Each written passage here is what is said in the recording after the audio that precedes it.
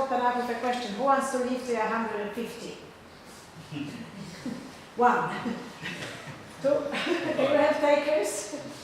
Right, questions. Yeah.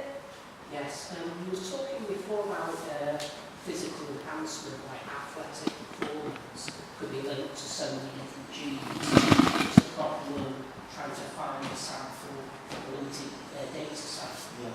Would the enhancement into data mining, such as like the NHS, looking to keep records on a main database now everybody's medical history? If everybody was to have their DNA sample, that would make it much easier to do. Yes, it would. It would. And then people feel differently about this, the idea that people think about their genes as their own. And there have been lots of debates about, for example, trying to harvest a particular cell line in order to pursue some kind of therapy. And they've got into conversations about, well, who owns my genes? If a biotech company could use my genetics to produce some kind of solution for some degenerative disease, and in the process make a hell of a lot of money out of it, then how do I feel about that? What kind of contract might I have with someone who's trying to exploit that kind of knowledge in a commercial way? At the same time, people have worries about the kind of privacy associated with it. So there's an interesting kind of debate that society needs to have about the ownership of our genetic property. And my view is that actually we should have an opt-out system rather than an opt-in system. We should, in the same way, I think the same for things like transplantation. I think we imagine all these worries about loss of something, loss of privacy perhaps, loss of all sorts of things, but the actual good that could come out of having a completely different moral framework around this is far greater, I think, than the possible harms that might arise from the alternative. But yeah, it can have a lot. Do you not think that stands to trust? Yeah, absolutely, definitely. It's about trust, because if people believe that by using their genetic makeup, it's going to potentially adversely affect their lives, they're going to resist it. They need to trust that this stuff is going to be useful. Yeah. Like I say, what's the point of finding a gene for cystic fibrosis if all you're going to do is sell it to the insurance company to put that guy's premiums up? Yeah. That's not doing it for the right reasons, Yeah. and then you will get your backlash. Yeah, I completely agree. And it's actually one of the things present across all technologies. With this, I find myself, thinking about, it relies on trust. You will trust that I'm not doing things that would compromise your sense of privacy, and I think it comes back down to that, because this is still, quite a limited, primitive technology. Once this technology is invisible to us, then the importance of trust becomes even more crucial, because we won't know what's being recorded, we won't know what people are doing, and it relies on us having some trust that we're not being exploited by others. But when you get commercial interests around the technology, then it becomes really problematic. Sorry? Morals go out. Yeah. There's been precedents, hasn't there? Not necessarily with DNA, but cell lines, for example. Yeah. The cell line was taken without the person from whom it was taken knowledge. Yes. And huge amounts of money have been made off the back of that, and patents have been launched. Yeah. Yeah. So, you just said you were willing to sacrifice 6 billion people. No, I think I didn't say quite that. I said that loss of life and unnecessary, well, not unnecessary, but loss of life and suffering is an inevitable consequence of pursuing human enhancement. Experimental technologies come with a cost. Yeah, exactly. Yeah, It's all my mates. Yeah, it's really easy to talk about massive loss of life and we don't suffer. Yeah. So can I ask a question? I'm not saying, I am saying this is the trade-off you have. I'm not saying we should willfully enjoy the fact that people will die. I mean, it might be that There's something to do with a shitty trade-off to me. Oh, it could be. Well, no. We're not talking about killing. We're not talking about killing people necessarily. We might be talking about slowing our procreation, so we don't kind of propagate as many of us. So people die off, but we don't reproduce in quite the same quantity. That's not eugenics. It's not eugenics at all. This is about I think people should foster a debate about eugenics. It's not about Can we just get back to the flow of information? Can I have one question that I wanted to ask Nigel and other people on the panel? We touched just slightly on the issue of identity. And And I'm very interested in where we can go with that, because we all were witnessing the whole faff about when Gallagher changing her face and having face cosmetic surgery that really made her look like somebody else. And the paper's comments were, well, it's not her. While Russell Branch went on the offense and said, it is her, because her is the sum of her experiences. It's not what the face is. And I thought it was quite interesting because you mentioned that in your talk, that your hands gave you a slightly new sense of self. But for me, it would be the same, Nigel, with or without. So is it the identity perceived, or is it the identity of the wearer? I think that the whole situation I found myself in sort of opened up my empathy door. You know, we've all got this empathy door that, for most of us, we keep shut because you're working and we're busy and and you see the person in the wheelchair, oh, what a bummer. Because it's easy for us to cope that way. When something like this happens, you do have to stop and hang on. And your empathy door opens. When I see someone in a wheelchair now, I don't think, oh, bad. I think, how'd you get into bed? If I see someone with an arm missing, I'll just scratch your ear. It's not. It's a different way of thinking. I now have time for other people. And I think that's the major thing. I say to people, and it sounds clear, I think this has made me more human than I was before, or more in touch with my humanity than I was before, which is kind of cool. And I'm not saying you should all try it, but it is kind of good. It's a nice way to live. My life is much more fulfilling than it ever has been, which is strange. So, and I wouldn't go back to the way I was. If you said I could turn you back to 2006, the day before your accident, would you want to go there? And that's also quite strange. But I spoke with people on Saturday, and every single person that spoke said basically the same. Life is so much better when you can stop and smell the flowers. It's so much more fulfilling. I wouldn't go back. I'm more human. I can say that chimes a lot of my experiences from Help for Heroes, where a lot of soldiers who went through the process you went through came back with a lot of stress, but the families that got through it got stronger. And a number of people told me that their marriages were definitely stronger, and they were stronger as a family.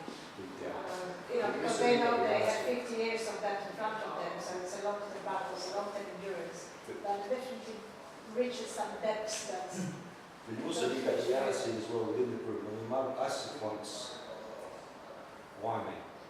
I'm there, I've got my arm gone and I'm in pieces. And why me? And my wife, why not? And it was, what? You can't say, I'm injured. She said, why shouldn't it be you? What makes you think you're so special that you should get away with it? And that bit of reality is what brought me in. That made me sort of wake up and think, yeah, it's not just you, it's everyone around you. And it's a case of, if you have strong people around, they do help you. But it does definitely alter the way of looking at people. I don't look at anyone the same way. Everyone's got a story. And, I've just got time to listen.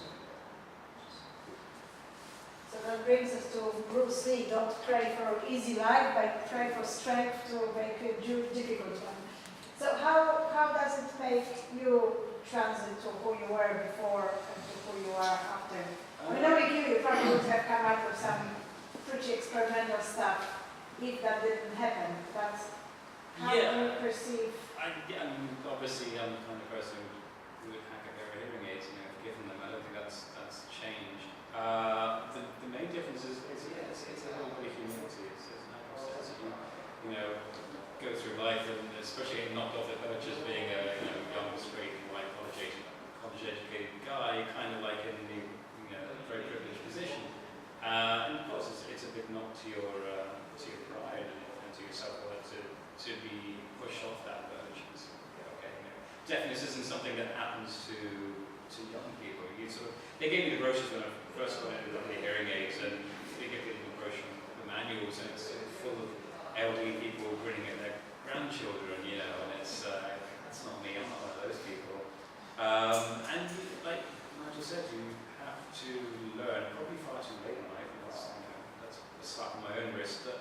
you know, people are completely different. People come in all shapes and sizes, and depending, you know, whether they've got a prosthetic arm, or they're in a wheelchair, or they're using hearing aids, or have a mental illness, or they whatever.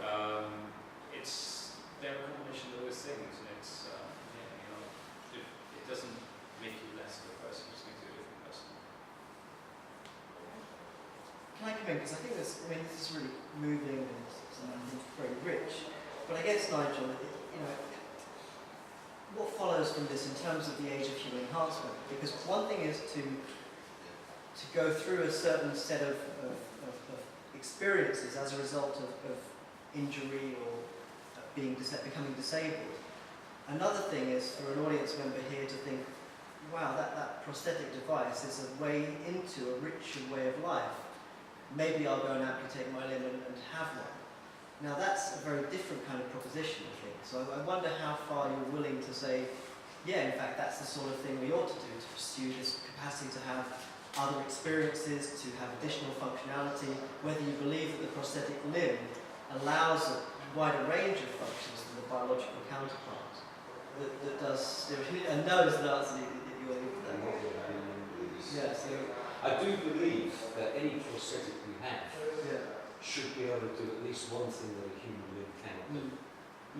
Listen, I'll never feel my wife's hand. Okay? I'll never play the piano again. Or the saxophone. Well, you'll never do that. That's my That's my 4 inches on my heart.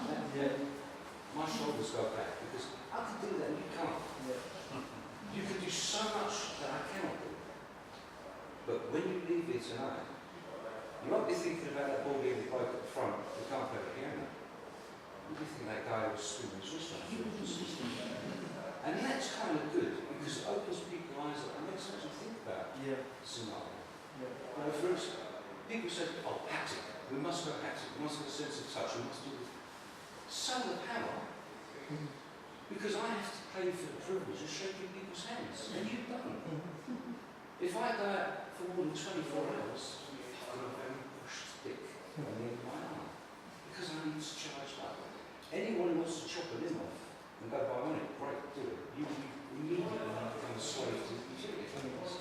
If you can't pay the electric bill, you will be a disabled torso lying in your bed with your Mitsubishi exosuit sitting on the floor next to you, beeping with a red button. And that's the way you want to be. So, don't buy into it. So, just obviously, kind of following on from what you said and picking up on your answer just now, that's very much approaching it from a technological standpoint at which we are currently at. Right? If we look at the enhancement of hearing aids, that's something that maybe we are approaching a more mature level of technology. But if you really think ahead for the next 15 or 20 years, and I'm not implying that anywhere close to being at the point where I want to chop off my arm and get a prosthetic limb. But if we look at the technological developments of the last couple of years and what the advancements that we have made, even just from the NHS gripper as opposed to a real hand or something resembling a hand, and approaching the kind of functionality we have now. If we look ahead for the next 15 or 20 years, then I think eventually we will really be talking about augmenting the human ability as opposed to just replacing certain elements. That's it. This isn't an augmentation and it's not an enhancement for me. Right, yeah, that's if what I was born with one arm, yes, yes, it would be an augmentation. Sure. But so, it's not. It's a compensatory device that gives them back some sort of quality of life. exactly. So if we assume the next 50 years we get to the development that we maybe just touched upon, that we can have something implanted into the stump of the arm or something, that we don't need to have this, workaround, and maybe eventually a completely fully integrated bit where you can just craft your own skin over the rest of the implant really becomes a part of it. Yeah, just as an example, I do not really would want this, obviously, as a person. It would be a personal choice after all. I'd like to see, in all honesty, I'd like to see them mass produced. I'd like to see them cheaper. And I'd like never to see a one-arm person unless they chose to be one-armed. That's what I'd like. The rest of it is just cream on the top. Sense of touch. Maybe it was my mistake by using the exact example. But let's talk about prosthetics or any kind of accommodation in general. once we approach the level of not just replacing some functionality, but we actually go beyond what we can do in all the normal sense, in whatever else we might be looking at, if it's implant, if it's hearing, if it's prosthetic elements. So we actually go beyond that, so we can make stronger grips, faster walking, better louder hearing, localized hearing, this kind of stuff, whatever else you may be. Once we actually talk about augmenting, going beyond what is normally human. Well, I mean, we've been, it's been What's it's normal? 10,000 It's like, years. that's why I put it in the Yeah, but not even everyone gets hung up on this idea that augmentation involves, you know, whiz bang, 21st century cyber technology. Literacy is an augmentation. None of you were born able to read. It's an augmentation. It allows you to do things. It allows you to read words that someone else spoke in a different time and a different place. That's an augmentation. Running, jumping, being able to walk. You're not born able to walk. You have to learn how to do that. You have to learn how to speak. You have to learn how to drive a car. All of these are things that allow you to do things you couldn't do before. So to say that there's some point in the future where we reach this level of technology that allows us to become augmented is to miss the point of augmentation is, or what being human is. Like So I you say, see it very much as a continuum that we're just traveling it's from. not just a continuum. It's the fact that if you cannot read in today's society, you are at a strong disadvantage. If you are heavy dyslexic or just plain illiterate, you will spend your entire life being disenfranchised. They go hand in hand. That is the level at which literacy is integrated with what we consider to be a normal human ability.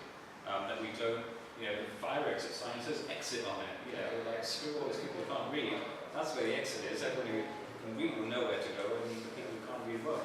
I don't think we should think that human augmentation is something that's going to happen. It started when we climbed up in the trees. We're all superhuman. Okay, we take two more questions. So building on something you just mentioned, which is the power consumption. And I was thinking there's kind of all these little things that we don't really think about as this augmentation, particularly like particularly with hearing aid, which I was really interested. What's it like to have sensory input, sensory supported infrastructure that's under terms and conditions? No, that's a very, very good question. Hacking it, or the issues around? Yeah, I don't own hearing aids. I don't know if you own your arm. Do you own your arm? No. No. So neither of us own our parts. And again, this idea of, you could shoot your arm off and get a nice bionic button. Great, you don't own it. If you want to touch wood, if that business went bust tomorrow, there would be no one to service Nigel's arm. It would eventually break and no one would fix it. And no one would know how. My hearing aids are not allowed to change the settings on.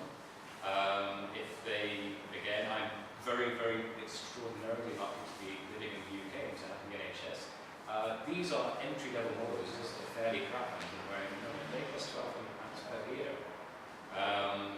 The ones at the top of the range, you're looking at 3,000 per year, 5,000 per year. And you have to replace them every 5 years or so because your ears have changed shape or because the deafness have changed. You are in hoc. You do not get to choose what your limbs do. As Nigel said, he's found functions that his can do that they consider a bug, and want to write out of it. And the same with my hearing aids. I'm not allowed to do certain things to them. Technically, I'm not allowed to be hacking and adding in a sense of Wi-Fi. It's Yes, I think when we're talking about that, it almost reminds me of the conversation of the robots. The work will be taken over by the cyborgs and robots, but they still need electricity, so I think we can relax about it. Now, talking about the temperature, one thing I know from the experience of from heroes in the subantarctic temperatures, that they found the prosthetics not very well fitting in the low temperatures. Do you find temperature issue? Because your arm shrinks. Right. Your body The moves. circulation is Big time. The photograph you showed at the beginning with the guy sitting here, one leg here and a really dark sun. Yeah. Yeah, well I had that for 5 years. Every scar, every crater on my arm is down to pressure sores caused by bad fitness obvious. Because the NHS system does not allow for people with an unstandard stomach. I mean, my stomach flares, most stomachs take it. everything they make is for a table stone. So Yes, I people think like me, we lose that's out. a big area. If anybody's interested in the development, the startups around it, we have Michelle here who's working on heated glove. That issue of the temperature and the fit of the prosthetics is not really sorted in any way.